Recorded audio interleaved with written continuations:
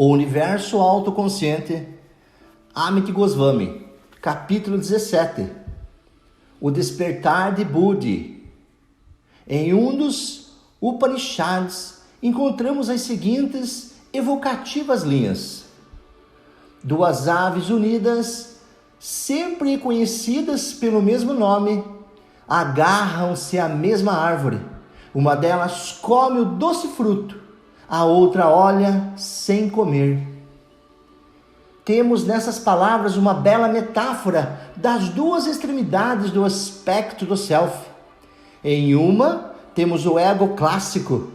Na outra, o Atman quântico. Em nosso ego, comemos o fruto doce e amargo do prazer mundano, aparentemente ignorantes de nossa modalidade quântica, que dá significado à nossa existência.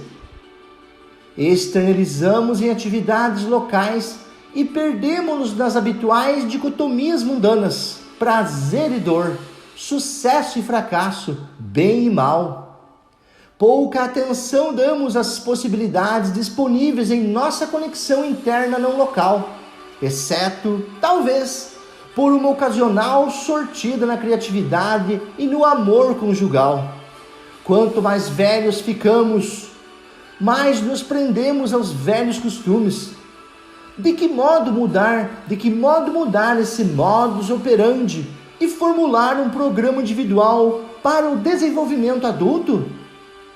Por sorte, grande parte dos dados empíricos foi reunida durante milênios e sumariada na literatura espiritual.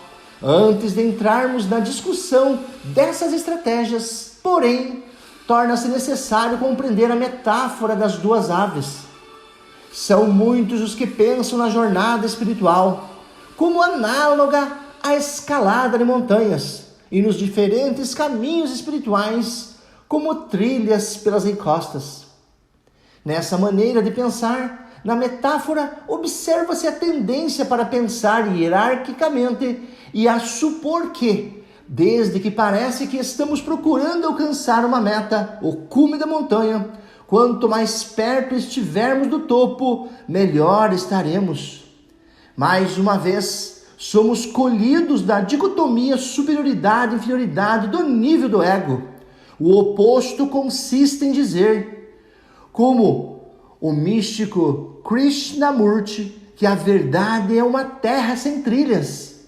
Mas se não há caminho, pouquíssima orientação pode ser dada. Temos aqui um desperdício imenso de sabedoria obtida com os dados empíricos disponíveis.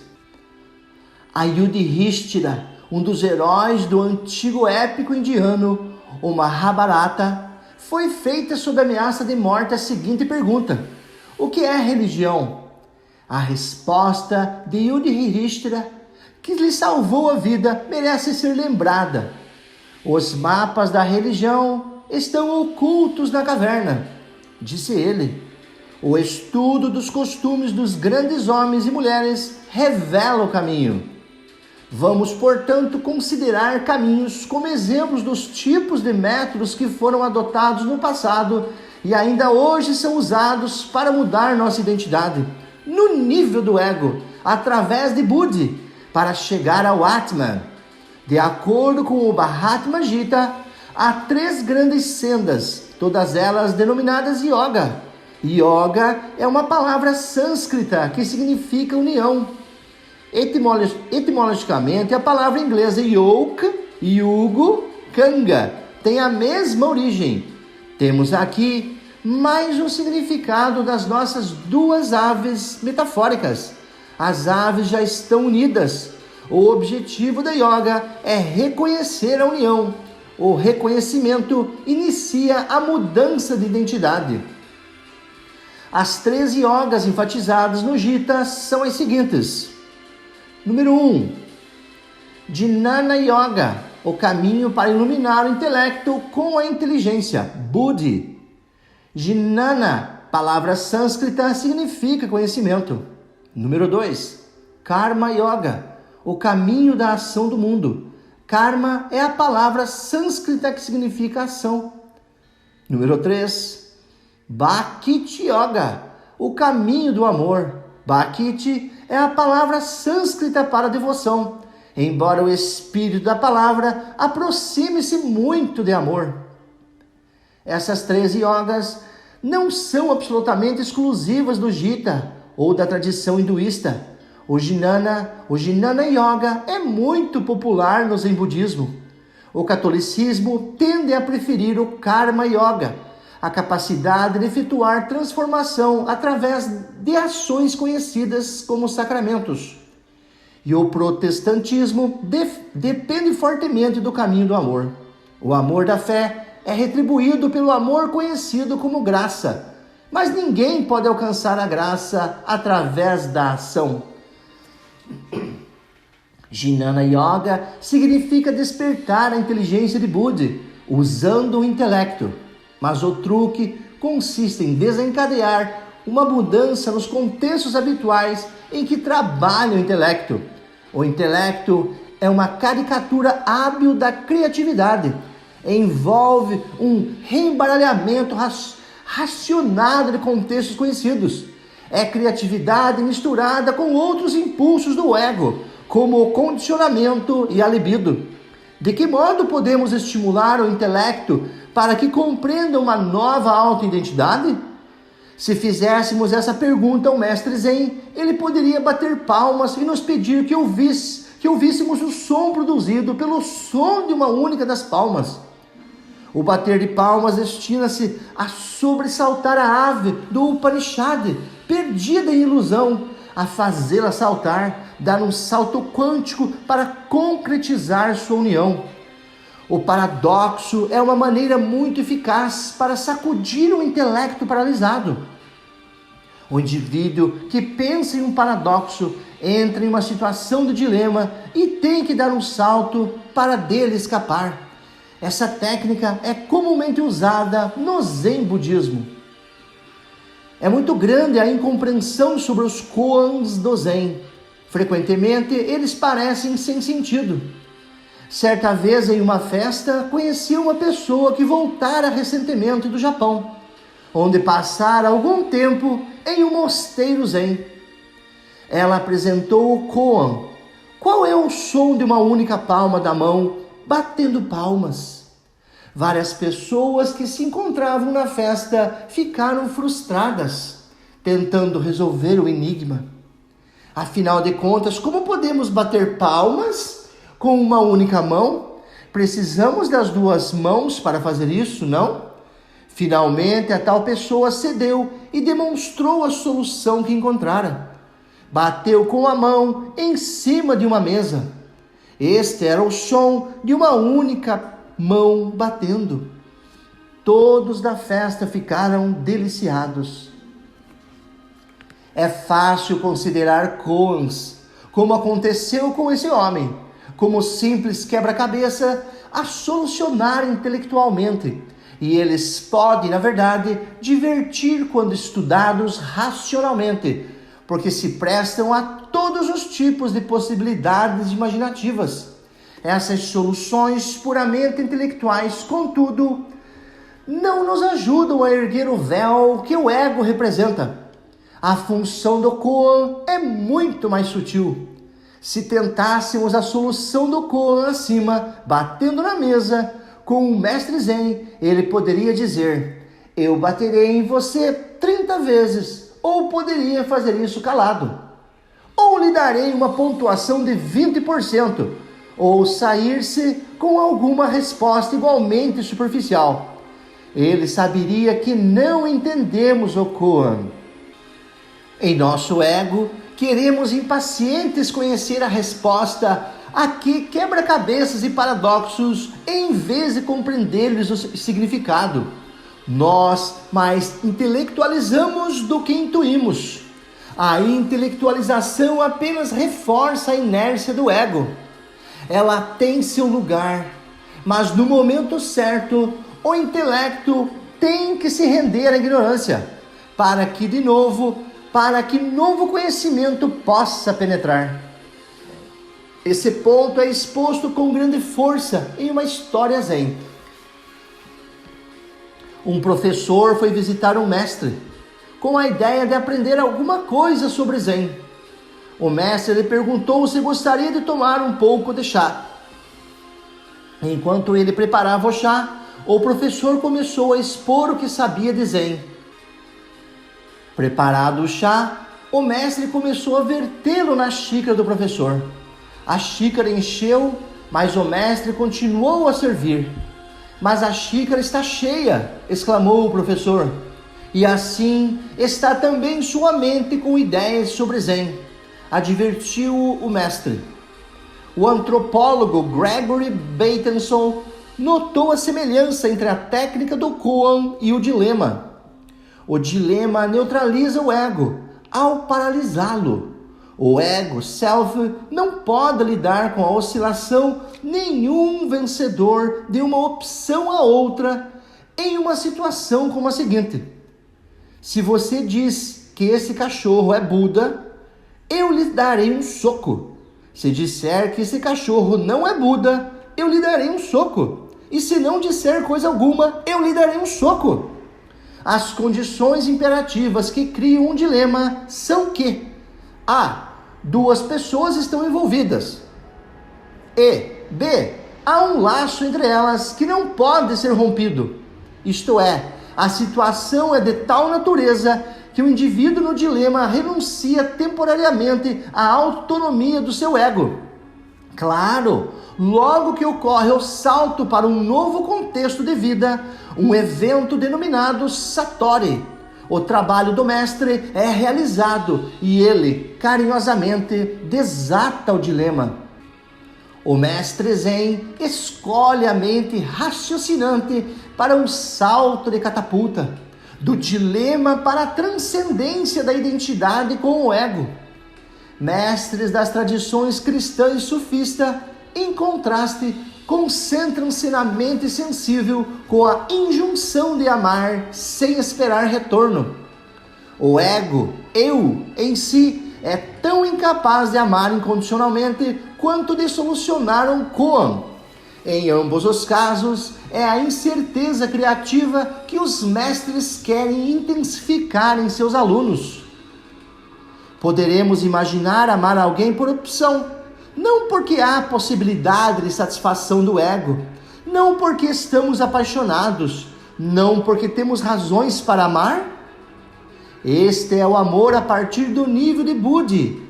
Não podemos criá-lo por um esforço de vontade. Podemos apenas nos entregar a ele em uma abertura criativa. Há uma fábula chinesa sobre a semelhança e diferença entre céu e o inferno. Ambos são banquetes, com grandes mesas redondas cobertas de alimentos deliciosos. Em ambas, os pauzinhos de comer têm cerca de 1,5 metro de comprimento. Agora a diferença. No inferno, os comensais esforçam-se em vão para usar os pauzinhos para comer. No céu, todos simplesmente alimentam a pessoa sentada no lado oposto da mesa. Se eu alimento outra pessoa, serei alimentado? Render-se a essa incerteza no nível do ego implica o despertar da confiança. Da mesma maneira que o amor incondicional exige confiança do amante, ela convida a confiança do recebedor. Chuang-Tzu, o grande mestre taoísta chinês, tinha o hábito de contar a seus alunos a seguinte parábola. Suponhamos que um homem viaja num bote e de repente vê outro bote vindo em sua direção. Reagindo irritado e raivoso, ele grita e gesticula furioso para o timoneiro do outro bote, para que mude de curso. Mas, aproximando-se mais o outro bote, ele vê que não há ninguém nele.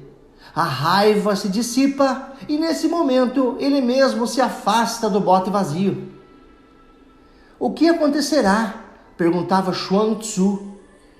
Se nos aproximarmos dos outros a partir do navio do coração, sem ideias preconcebidas. Nesse vazio, sem predisposições, o conjunto de probabilidades de escolha é ampliada para a dimensão criativa.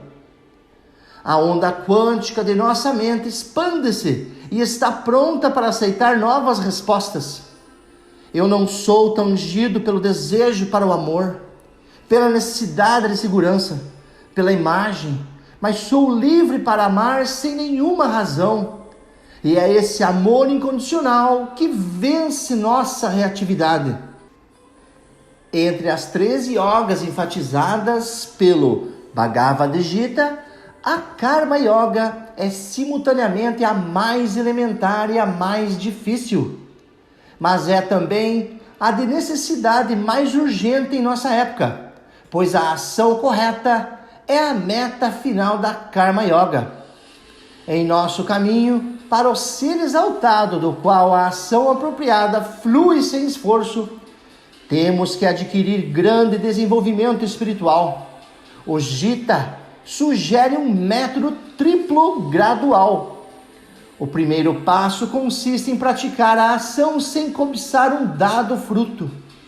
Dá a Deus o fruto da ação. Diz o Gita. Repito, dá a Deus o fruto da ação, diz o Gita. Isto é o que normalmente se chama de Karma Yoga. No segundo estágio, agimos a serviço de Deus.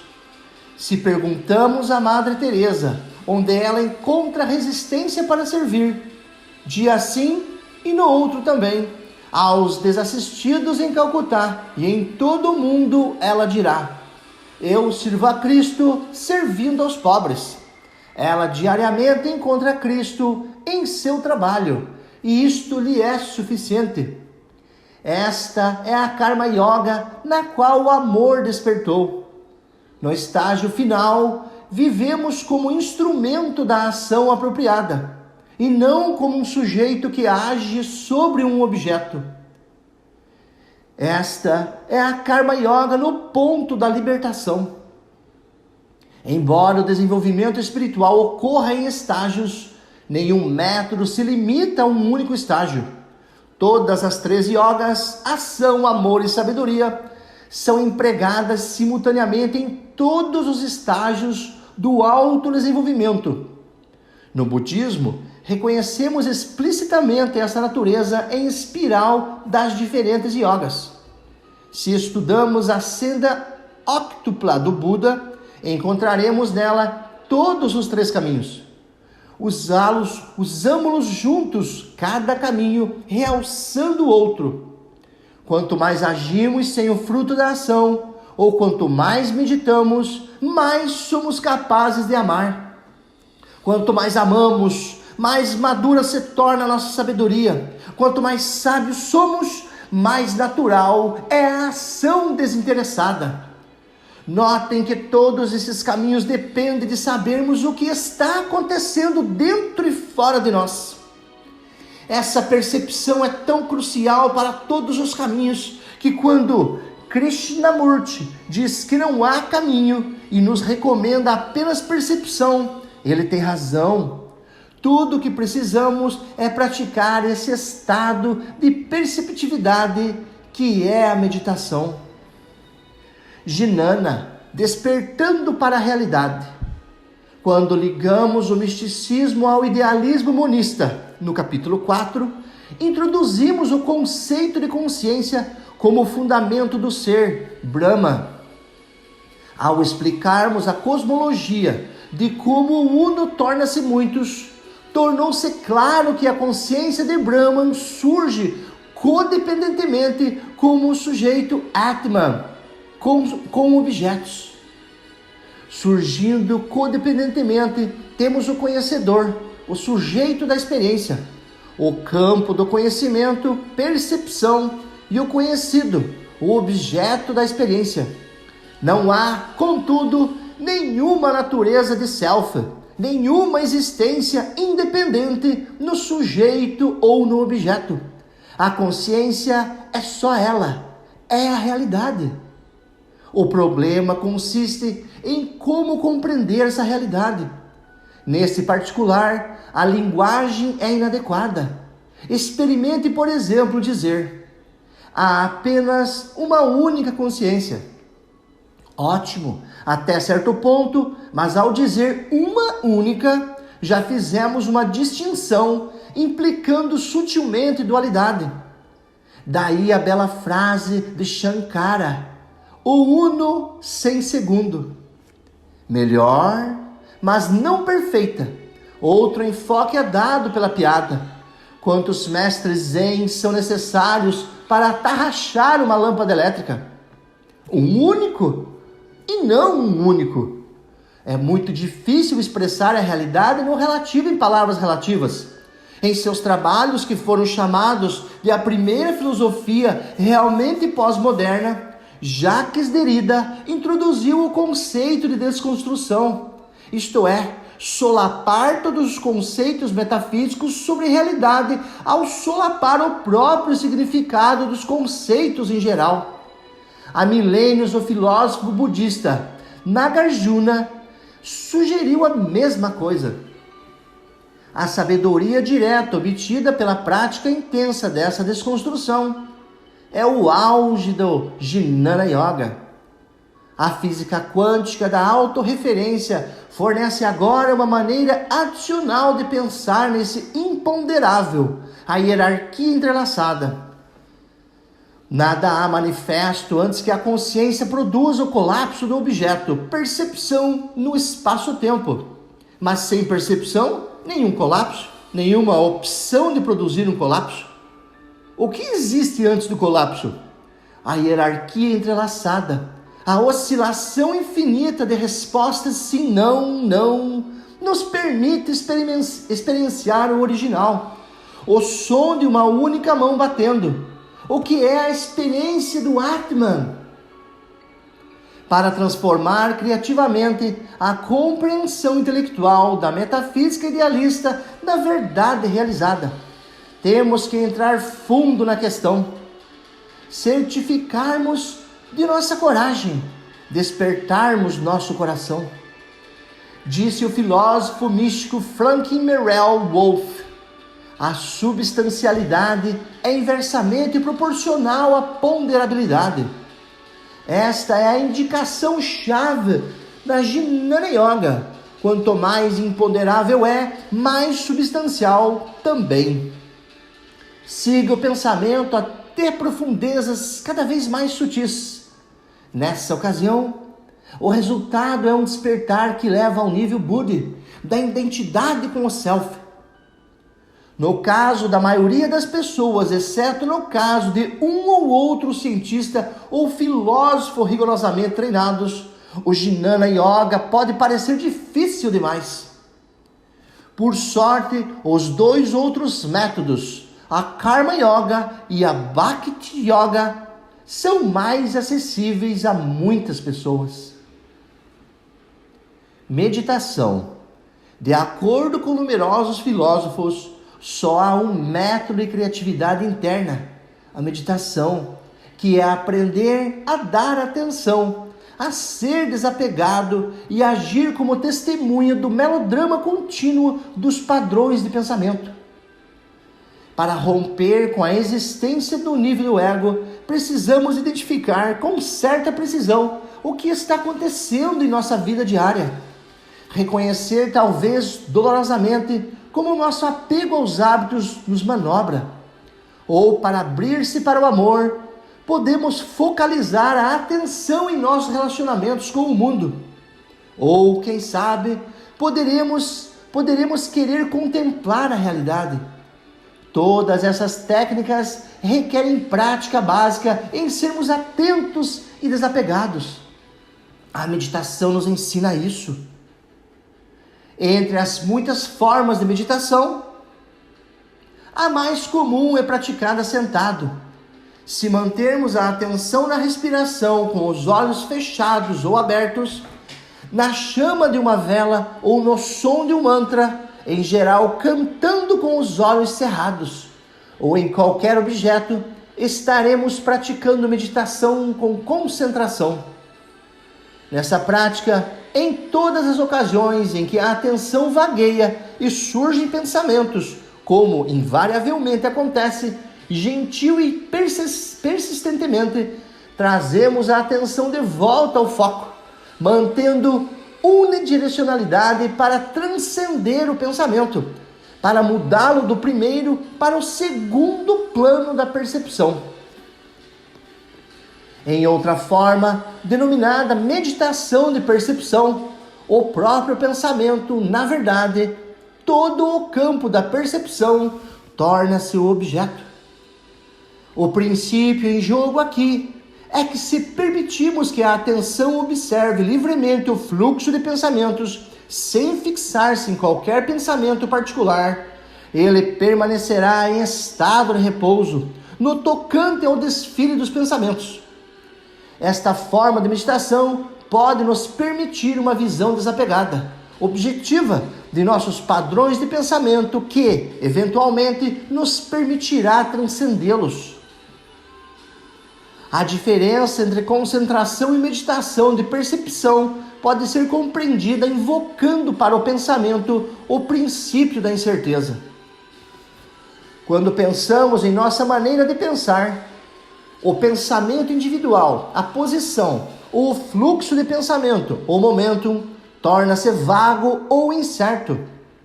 À medida que a incerteza sobre o pensamento individual torna-se progressivamente cada vez menor, a incerteza no fluxo do pensamento tende a tornar-se infinita. Desaparecida a associação, tornamo-nos centralizados com o aqui e agora. A meditação com percepção, a incerteza na associação, é que se torna progressivamente cada vez menor, levando-nos a perder o aspecto ou o conteúdo do pensamento. Uma vez que o apego resulta do conteúdo do pensamento, se o conteúdo desaparece, o mesmo acontece com o apego. Tornamo-nos observadores desligados ou testemunhas de nossos padrões de pensamento. Pesquisa da meditação. Podem realmente as técnicas de meditação, absurdamente simples em conceito, embora muito difíceis na prática, realmente resultar em estados alterados da consciência? Fisiologistas cerebrais, baseando-se na premissa de que talvez haja um estado fisiológico excepcional correspondente ao estado meditativo da consciência, tentaram responder a essa pergunta medindo os vários indicadores fisiológicos: taxa de batimentos cardíacos, resistência galvânica da pele, padrões de ondas cerebrais e assim por diante, enquanto o sujeito medita. Embora essa premissa jamais tenha sido confirmada, meditadores experientes demonstram características fisiológicas tão significantemente distintas que a meditação tem sido reconhecida por muitos pesquisadores como o quarto grande estado da consciência. Os outros três são o estado de vigília, o sono profundo e os movimentos rápidos dos olhos ou sonhos associados ao sono. A principal prova da meditação com o estado consciente distinto vem de estudos de ondas cerebrais com o eletroencefalógrafo. O padrão de ondas cerebrais da consciência de vigília é denominado pelas ondas beta, de baixa amplitude e alta frequência, mais de 13,5 Hz. Na meditação, essas ondas são substituídas pelas ondas alfa, de alta amplitude e baixa frequência, 7,5 a 13,5 Hz. Este domínio da onda alfa, que implica uma receptividade relaxada, passiva, constitui uma das características importantes da consciência meditativa, embora o mero domínio das ondas alfa, por si mesmas, não possa ser considerado como indicação de um estado meditativo. Podemos gerar um padrão de ondas cerebrais predominantemente alfa simplesmente fechando os olhos. Mas foi descoberta outra notável característica do padrão meditativo de onda cerebral, quando indivíduos que se encontram no estado alfa comum são submetidos a um estímulo súbito. Eles respondem com um retorno nítido ao modo beta. Este fenômeno é denominado de bloqueamento alfa. Em contraste, veteranos de meditação com concentração exibem a excepcionalidade de seu padrão alfa, demonstrando que não há bloqueio quando ocorre um estímulo súbito, enquanto eles se encontram no estado alfa meditativo. Indivíduos que praticam a meditação por percepção acusam, de fato, o bloqueio alfa e a excepcionalidade de seu tipo de estado alfa meditativo se revela de maneira diferente. O indivíduo em estado de percepção comum em vigília, quando exposto a um estímulo repetitivo, como o tic-tac de um relógio, ajusta-se ao estímulo em um tempo muito curto, na medida em que seu padrão de onda cerebral não muda mais. Isto é chamado de resposta de habituação. Bastam 4 tic-tacs do relógio para habituar um sujeito normal ao som. Veteranos de meditação por percepção, estranhamente não demonstram sinais de habituação, seja no estado meditativo, seja no estado de vigília. A pesquisa demonstra também a importância da passividade da atenção visual, o chamado olho suave, para gerar o estado alfa meditativo. Essa passividade pode ser conseguida simplesmente inclinando os olhos para cima ou para baixo, como é comum em algumas práticas tibetanas. Alto grau de alfa é obtido também por atenção passiva ao espaço. Reconhece-se hoje, em geral, que o estado alfa é bom porque geralmente implica relaxamento das tensões do corpo e da mente. Destarte, libertando-nos para mergulhar fundo na investigação do self. Outro aspecto do estado meditativo é o aparecimento de ondas θ, 3,5 ou 7,5 Hz, no padrão do EEG. As ondas θ podem ser muito importantes porque se sabe que estão associadas também à experiência criativa. A presença de ondas θ no padrão cerebral de meditadores lembra-nos que crianças jovens, até os 5 anos de idade, demonstram dominância θ, que evolui para a dominância alfa do padrão de vigília normal de adolescentes e, por fim, é substituído pelo padrão beta do adulto. Uma vez que crianças em processo de desenvolvimento da consciência têm dominância da modalidade quântica, isto é, são destituídas dos processos de percepção secundária.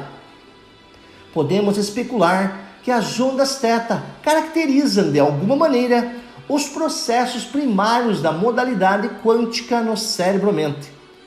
Se essa especulação é válida, tanto a meditação sentada quanto as experiências criativas, como suas assinaturas θ, podem estar demonstrando uma mudança da consciência para o processo primário no modo quântico.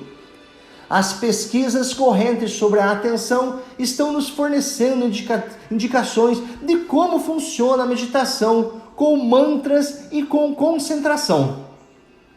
Em experimentos realizados pelo psicólogo Michael Posner e seus colaboradores na Universidade de Oregon, é dado aos sujeitos uma letra indutora única, como um B, seguido após um intervalo variável por um par de letras.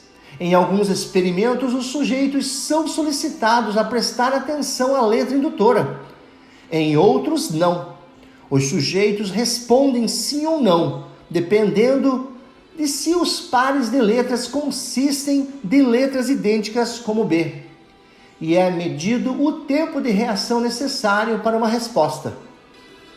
O resultado mais interessante, de meu ponto de vista, ocorre quando os sujeitos são instruídos a prestar atenção à letra indutora em experimentos em que o par subsequente de letras não corresponde à indutora. Há um claro custo de tempo de reação nesses experimentos. A atenção à letra indutora afeta o processamento de um item inesperado. Reciprocamente, se a atenção consciente não é prestada à letra indutora nesses experimentos, o tempo de reação não é afetado. O resultado da atenção, portanto, é o de interferir em nossa capacidade de perceber objetos que são diferentes do objeto de nossa atenção. O estado quântico do cérebro desenvolve-se no tempo como um conjunto de probabilidades que concluem novos estímulos, ao passo que a atenção focalizada em um estímulo existente predispõe a probabilidade da resposta em favor desse estímulo, ao mesmo tempo que se torna baixa a probabilidade de ocasionar colapso na nova percepção. A atenção a um mantra, por conseguinte, desvia nossa atenção de pensamentos ociosos. Literalmente, nossa consciência não pode focalizar duas coisas ao mesmo tempo. O mundo externo que existe em nós, como um mapa interno, começa a ceder à medida que nos tornamos mais competentes na atenção ao mantra. Finalmente, chegamos a um estado em que a própria mente pensante parece habituar-se, isto é, embora os eventos no campo da percepção secundária estejam presentes, eles são poucos e muito separados. Essa situação ocorre quando os processos primários podem revelar-se sua acuidade. Na meditação por percepção, a estratégia usada é também comensurável com nossa estrutura cerebral. Afinal de contas, são inevitáveis os pensamentos e sentimentos de nossa percepção secundária. Somos incapazes de combatê-los durante qualquer período prolongado de tempo, simplesmente por causa da estrutura do nosso cérebro. Na meditação por percepção, reconhecemos esse fato, embora uma distinção seja estabelecida entre o conteúdo da consciência e o sujeito. A própria consciência. Na literatura mística, a metáfora da água turva é usada para transmitir a ideia. A semente do mistério está na água turva. De que modo posso perceber esse mistério? A água torna-se parada com a imobilidade. Como é que posso tornar-me imóvel? Fluindo com a corrente. Se fluímos com a corrente, o denominado conteúdo turvo da consciência, nossos padrões de pensamento, são mandados para o leito da corrente, ao fundo da percepção que presenciamos.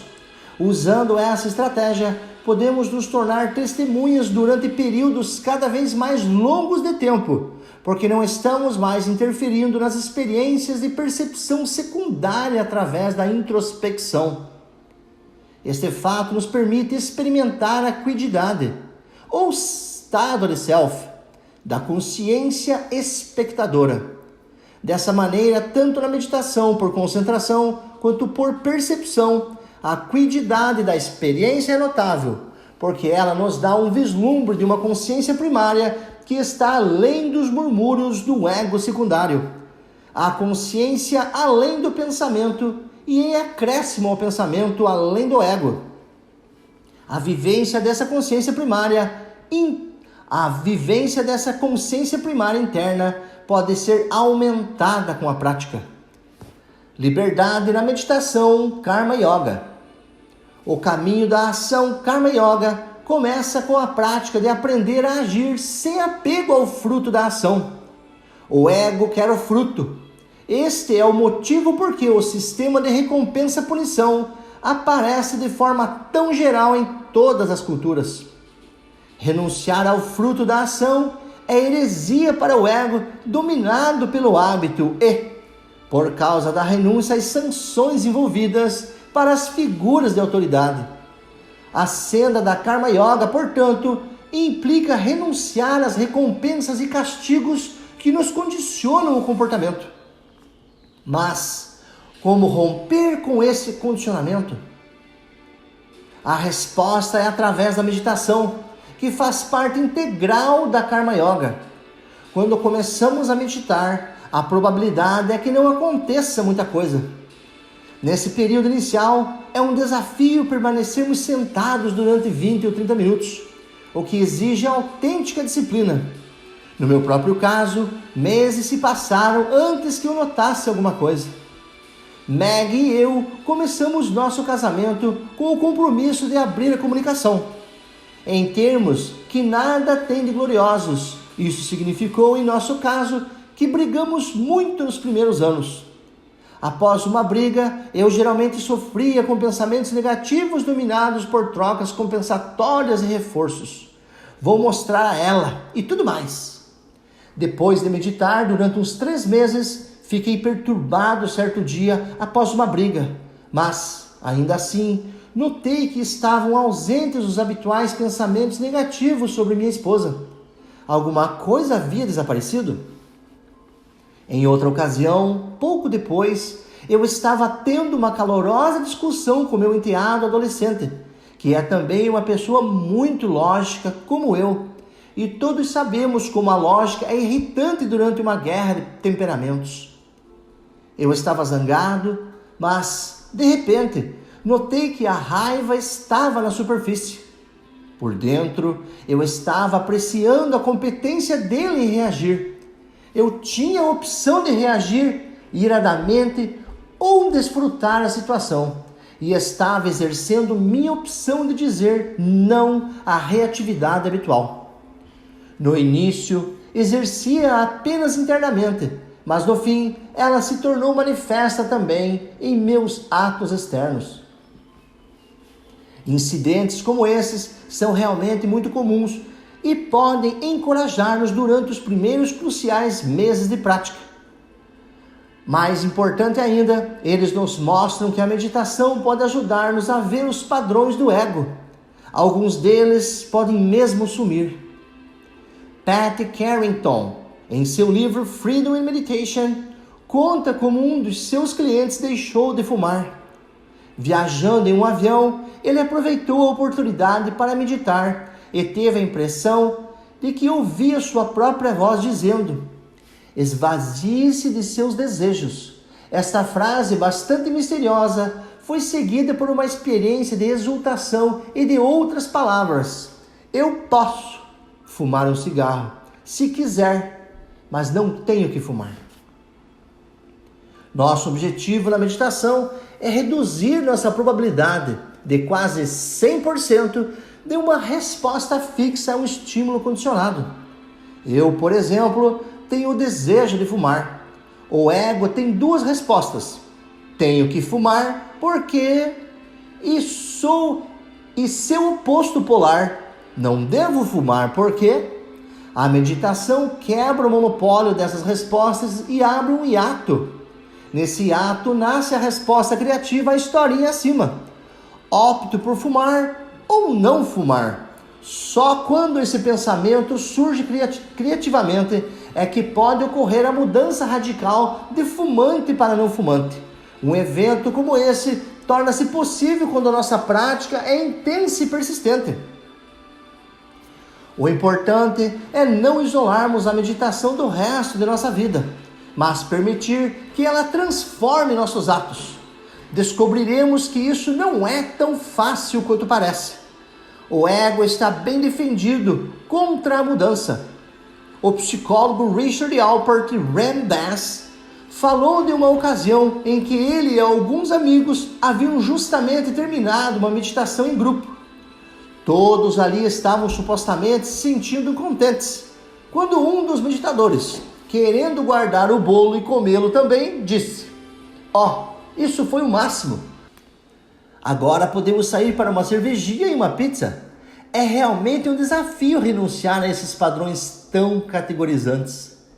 Afinal de contas, a ideia de que a cerveja e pizza representam bons momentos e que meditação é trabalho é apenas uma crença. Enquanto mantivermos essas crenças, a meditação sentada atenta, por mais ditosa seja, pouco benefício trará. Temos que suplementar a prática meditativa com um exame contínuo, rigoroso de nossos sistemas de crenças limitadores.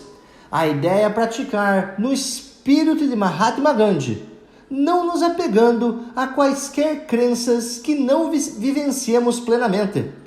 Crenças mantidas, mas não praticadas são inúteis. São reflexos mortos de um espetáculo passageiro. Certo dia, Einstein estava posando para um retrato, que era pintado pelo artista Winifred Reiber. Comentou ele que Hitler, isto na Alemanha, de antes da guerra estava se prejudicando aos olhos do mundo ao confiscar as propriedades que os Einsteins haviam deixado no país quando emigraram para os Estados Unidos. A esposa de Einstein, porém, pensava de modo diferente.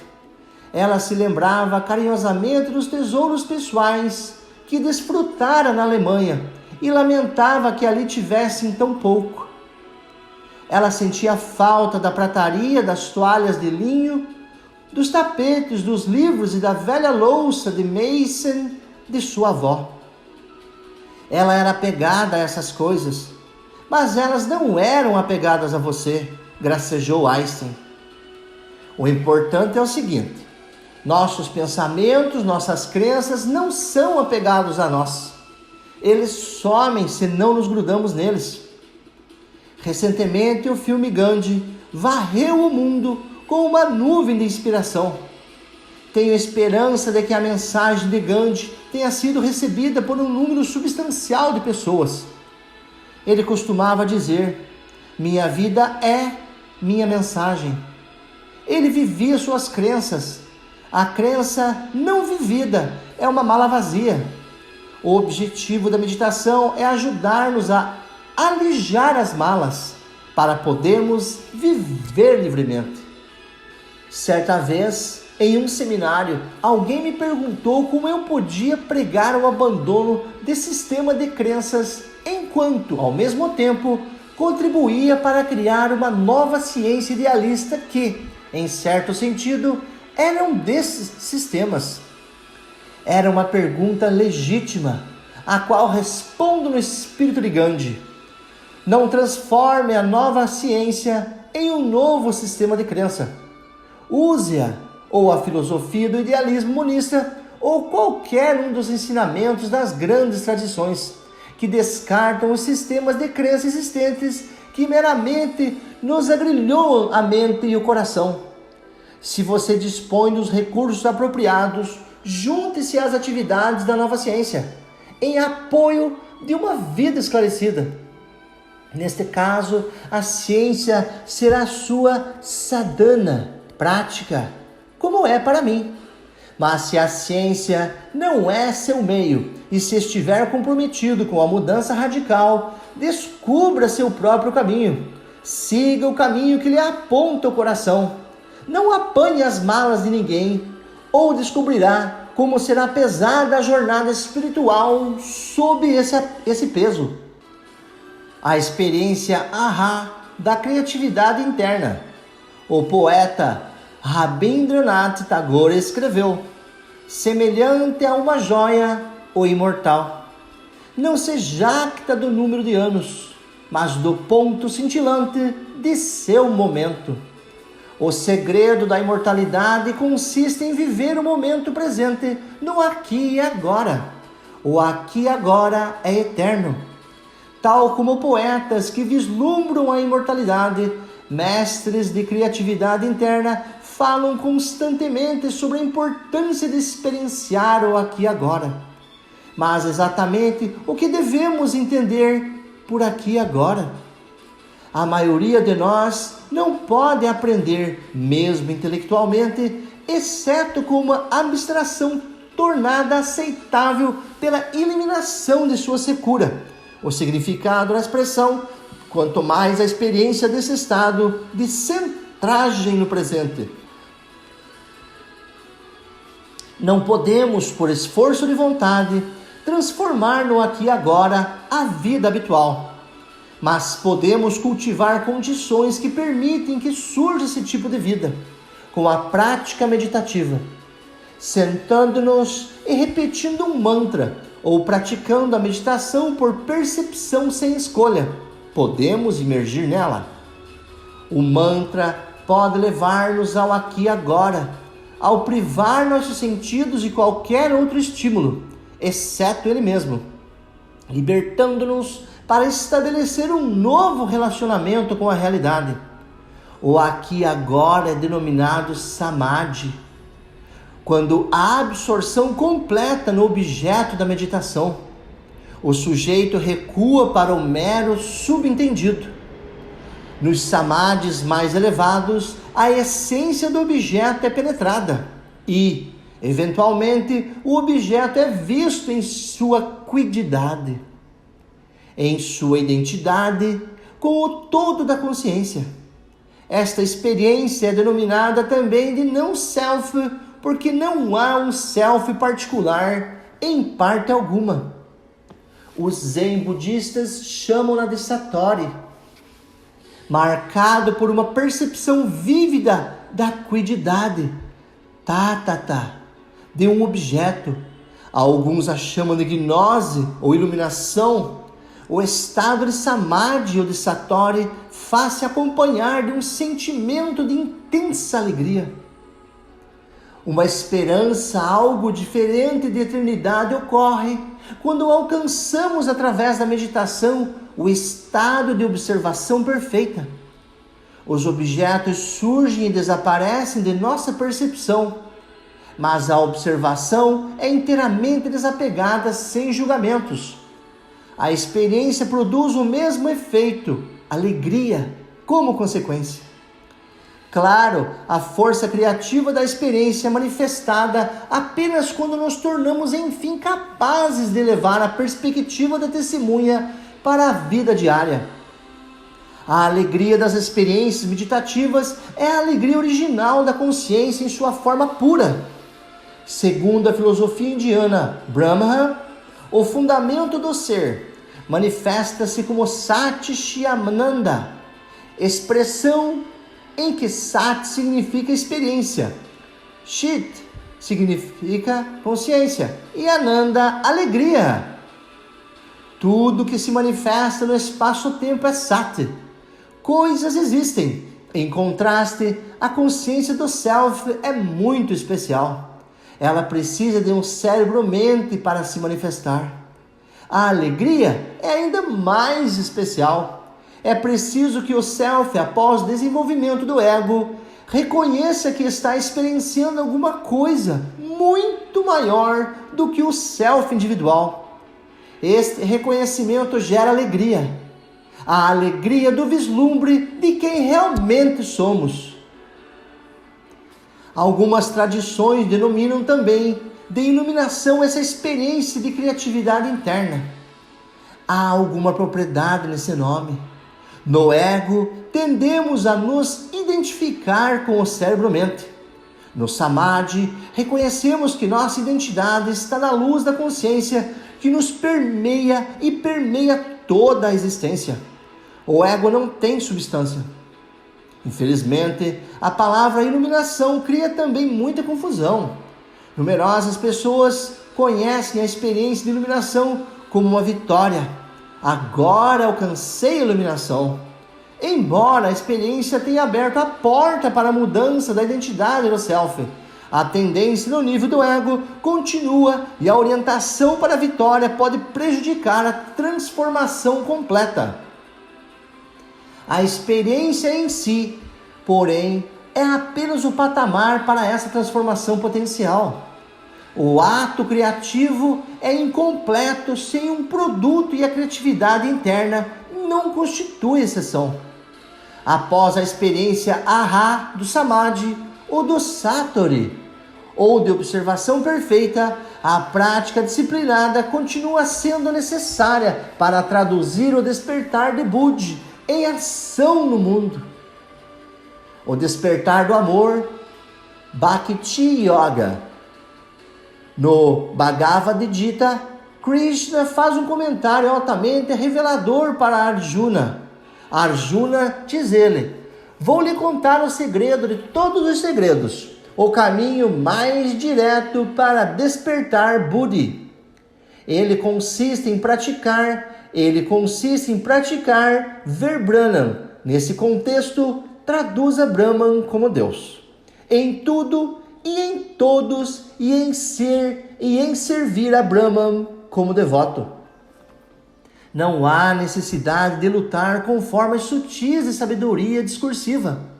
Não há necessidade de praticar a ação sem lhe cobiçar os frutos. Não há necessidade nem mesmo de meditação formal, Simplesmente ame a Deus e sirva ao Deus em todos.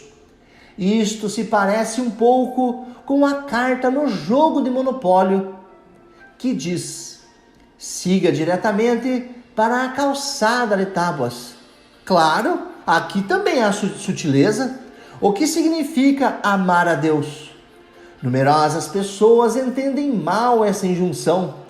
Pensam que ela consiste em desenvolver um relacionamento de adoração ritual a algum ídolo ou ideia de Deus. A literatura idealista menciona 5 maneiras de amar a Deus, todas elas envolvendo uma forma humana. Número 1. Amar a Deus amando a si mesmo. Número 2. Amar a Deus através de serviço. Número 3. Amar a Deus através da amizade. Número 4. Amar a Deus através da relação mãe-filho. Número 5. Amar a Deus através de um relacionamento erótico. A lista, porém, não é final. Há outros métodos bem tangíveis. São Francisco de Assis, por exemplo, praticava amar a Deus através de amor à natureza. Prática esta hoje esquecida no cristianismo, mas que persiste na tradição nativa americana.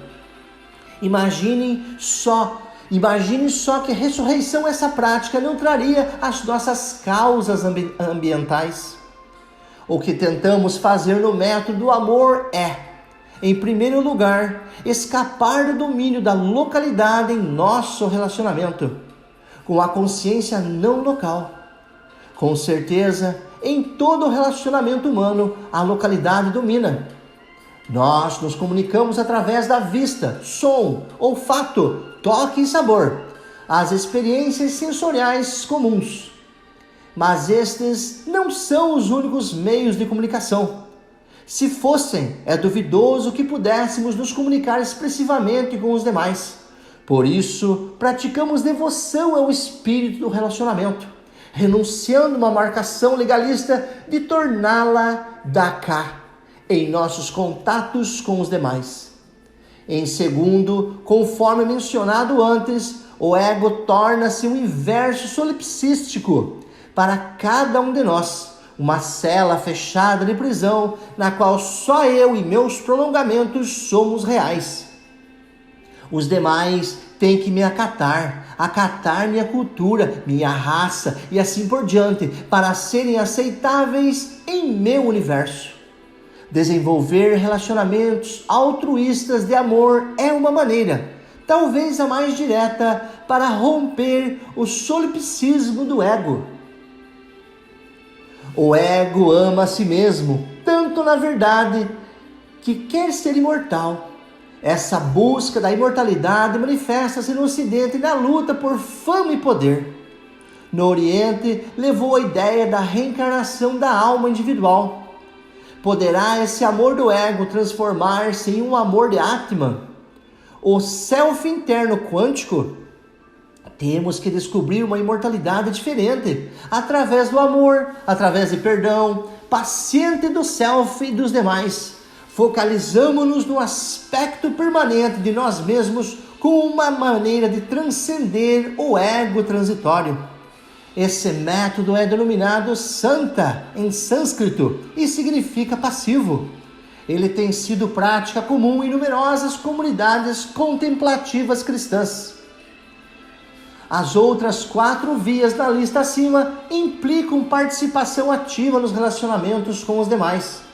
O serviço altruísta aos demais, denominado seva em sânscrito, desenvolve-se naturalmente em numerosos indivíduos.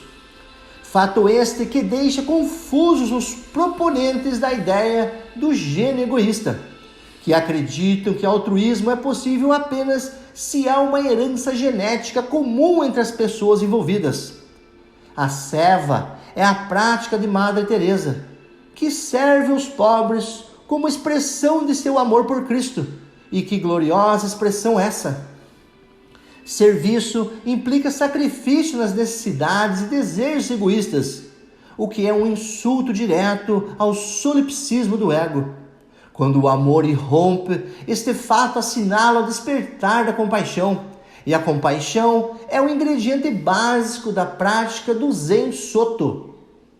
Na América, quase perdemos a instituição de amizade entre homens, por causa do mito do valor do individualismo inflexível e do modelo econômico de relacionamento baseado no mercado. Nesse modelo, avaliamos relacionamentos usando uma análise de custo-benefício. Por sorte, a tendência de aplicar esses critérios pragmáticos à amizade pode estar sofrendo uma pequena reversão. Se a popularidade do trabalho recente do poeta Robert E. Bly sobre laços entre homens serve de alguma indicação. Outra grande dificuldade enfrentada pela amizade na América é a exigência de eficiência.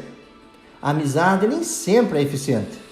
Ela, não raro, envolve autossacrifício, a suspensão da eficiência e dos limites do tempo, o irrompimento através do casulo do ego. Na América, as mulheres são tradicionalmente menos limitadas pelo modelo de economia de mercado dos relacionamentos. Nesses dias, contudo, pressões nessa direção estão crescendo, à medida que mais mulheres trabalham no mercado e tentam esticar seu tempo e energia para atender às exigências da carreira e do lar. Se elas puderem resistir a essa pressão, talvez introduzam no mercado sua capacidade de cultivar amizades carinhosas e ensinem ao homem como humanizar suas interações econômicas e como serem novamente amigos. O relacionamento homem-mulher. Devido a diferenças biológicas, a intimidade é um desafio excepcional no relacionamento homem-mulher e reveste-se de grande potencial para romper as barreiras do ego. Um relacionamento íntimo com alguém do mesmo sexo é, em certo sentido, mais fácil por causa das experiências comuns de gênero que compartilhamos com a outra pessoa. Homem e mulher, contudo, submetidos como são a condicionamento biológico e social diferente, pertencem praticamente a duas culturas diversas. Em termos dos arquétipos junguianos, anima, a experiência feminina reprimida no homem, e ânimos, a experiência masculina reprimida na mulher. Uma consequência das exigências da forma é a repressão, que abre um abismo profundo em nossa capacidade de nos comunicarmos com o sexo oposto. O Banquete, de Platão, contém uma história mítica. Originariamente, os seres humanos existiam como criaturas bissexuais, com dois conjuntos de braços, pernas e órgãos sexuais. O poder dessas criaturas bissexuais, porém, era tão grande que os deuses temeram a usurpação das prerrogativas que gozavam nos céus. Em consequência, Zeus dividiu em duas as criaturas. Daí em diante, os seres humanos divididos procuraram eternamente suas metades perdidas. Esta história capta metaforicamente o impulso inconsciente que sentimos de tornar conscientes os arquétipos inconscientes de ânima ou ânimos, de modo a voltar-nos a ser um todo. O impulso inconsciente, porém, não só é instintivo, mas também o Eros de Freud, do inconsciente pessoal. Eros é realçado pela criatividade com origem no inconsciente coletivo. Em algum ponto ao longo do caminho para a intimidade entre duas pessoas comprometidas entre si, a ânima no homem e o ânimos da mulher são despertados, e ambos podem, como resultado, ser capacitados a entrar no nível Buri. Pensem nisso. A razão por que sou solipsista em meu ego é que não há realmente um meio local para me colocar no lugar de outra pessoa. Leia um artigo, What is it like to be a bat? O que é ser um morcego? De Thomas Nagel. De modo que minha tendência é pensar que meu universo privado é universalmente representativo. As experiências de ânima e ânimos são autênticas experiências não locais e de repente o outro faz sentido. O outro torna-se um ser humano como eu. As experiências e perspectivas individuais dele ou dela tornam-se tão válidas como as minhas. Quando descobrimos o estado de ser do outro, descobrimos o amor incondicional. O amor que pode nos lançar como uma catapulta para o nível Budi do ser. Uma vez tenhamos rompido o casulo do solipsismo do nosso ego, até mesmo com uma única pessoa, teremos o potencial de amar outras intimamente. É como aumentar a família. Este é o motivo porque o provérbio sânscrito diz que, para o liberado, o mundo inteiro é a família. À medida que o mundo todo se torna nossa família, começamos a perceber a verdadeira natureza da consciência imanente. Vemos unidade na diversidade. Amamos pessoas porque elas existem. Não precisamos nem queremos que elas se conformem aos nossos padrões e culturas particulares. Em vez disso, nós as respeitamos e nos maravilhamos com o escopo e a extensão da diversidade. Começamos a entender o que os hindus chamam de o jogo de Deus, Lila. A flauta do tempo interior é tocada, ouçamo-la ou não. O que chamamos de amor é seu som chegando. Quando o amor chega, o mais distante que pode ir, ele alcança a sabedoria. E que fragrância há desse conhecimento! Ele penetra nossos corpos densos, atravessa paredes. Seu rendilhado de notas tem uma estrutura como se 1 milhão de sóis fossem dispostos ali dentro. Essa música contém em si verdade.